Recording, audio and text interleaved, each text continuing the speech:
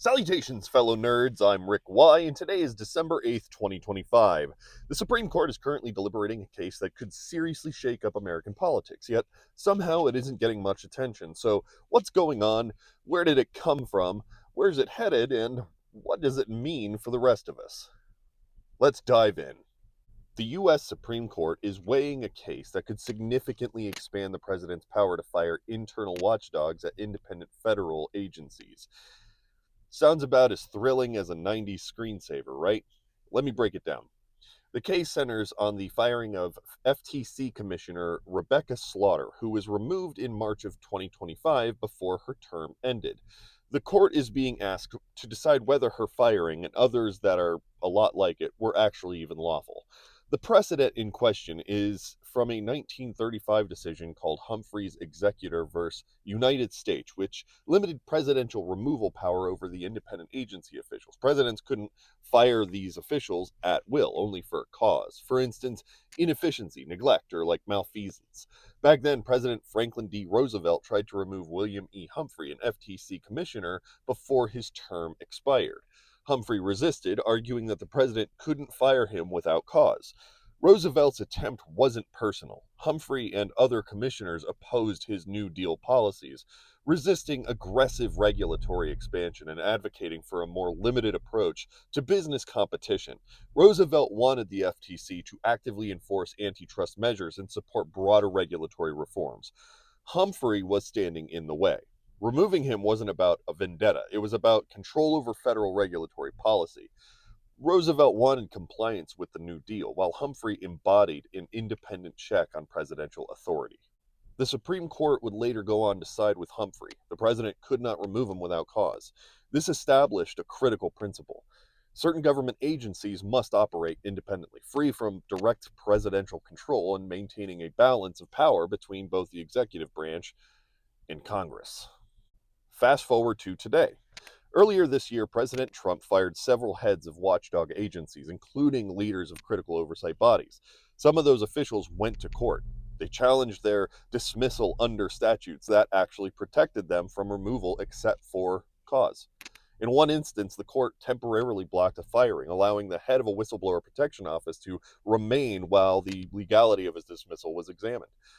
But this morning, during oral arguments, the court's conservative majority signaled that they might actually side with expanded presidential removal power, potentially overturning long-standing precedent. A final decision is expected by mid-2026, probably by June. And here's why that matters. Independent oversight is essential to ensure the government functions efficiently, honestly, and within the law. Watchdogs prevent waste, fraud, and abuse while protecting whistleblowers who expose wrongdoing, keeping powerful interests accountable. If presidents can just fire these officials at will, agencies could become politicized playgrounds where loyalty matters more than competence, and policies reflect partisan whims rather than public interests. Preserving our agency independence reinforces limited government, prevents overreach, and ensures regulations are fair, consistent, and predictable. Undermining these protections could shift the balance of power to the executive.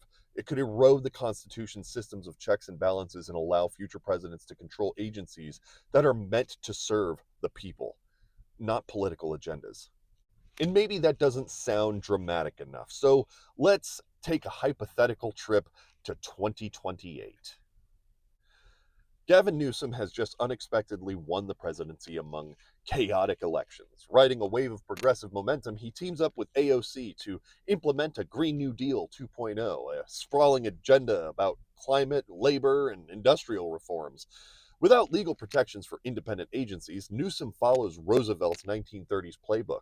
Any federal watchdogs resisting the plan, from energy commissioners to agricultural inspectors, are promptly replaced with loyal Green New Deal operatives. Too bad if you were counting on fairness or expertise. Anyone not cheering for solar panels gets the boot. Agencies then swell with ideologues, where competence is optional, but loyalty is mandatory. The EPA sets personal energy limits, capping home electricity, heating, and water usage. Fines for overuse apply. The Department of Transportation fines drivers for unnecessary acceleration and restricts internal combustion vehicles. Farmers must meet strict carbon neutral standards or face penalties, often going out of business if they can't comply. Homeowners are forced to install solar panels, heat pumps, or other energy efficient appliances. Property development is restricted to meet environmental goals, and citizens would be required to plant trees or maintain certain vegetation on private land. Conservatives in traditional energy sectors like oil, gas, or coal face major upheavals like job losses, forestry training, carbon taxes, fines, and programs that link compliance to government benefits. In short, heavy handed economic redistribution and intrusive government interference hit personal freedom and market autonomy the hardest.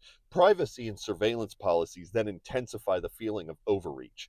Smart meters monitor energy usage, vehicle travel, and even household appliances. Environmental enforcement officers inspect homes, farms, and businesses. Lifestyle mandates dictate diet, transportation, and consumption habits. Community compliance programs pressure people to report neighbors. Daily life becomes a constant exercise in government oversight, eroding both personal liberty and encroaching on cultural norms. And now, Fox News and conservative commenters are waking up to the importance of agency independence, but it's too late. The executive branch calls the shots, and people just watch, powerless, while precedents set under previous administrations normalize unchecked executive authority. Too bad for anyone hoping for true checks and balances. Once protections vanish, it's really difficult to get them back. Oh well, good luck holding on to power indefinitely. I'm sure that'll work out, and none of this will come back to haunt anyone ever. Don't be a stranger. And y'all come back now. You hear?